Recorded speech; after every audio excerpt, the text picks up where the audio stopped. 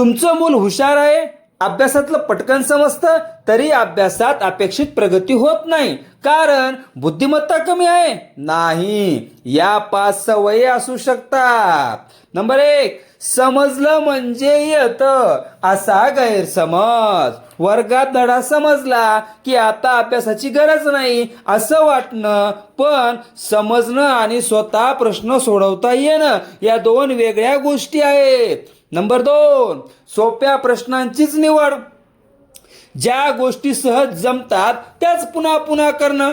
कठीण प्रश्न टाळल्यामुळे खरी प्रगती थांबू शकते. नंबर 3, मदत मागायला संकोच करणं.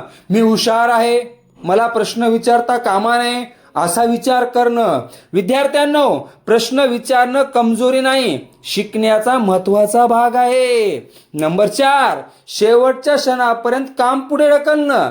मी नंतर करेल, मी पुन्हा करेल म्हणून अभ्यास पुढे ढकलणं. क्षमता असूनही सातत्य नसेल तर अपेक्षित परिणाम म्हणजेच यश मिळणं कठीण होतं.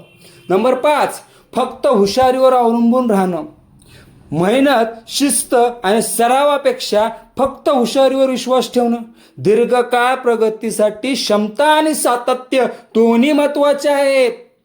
विद्यार्थ्यांनो, यापैकी कोणती सवय तुमच्यात आहे? 1 ते 5 पैकी नंबर कमेंटमध्ये सांगा.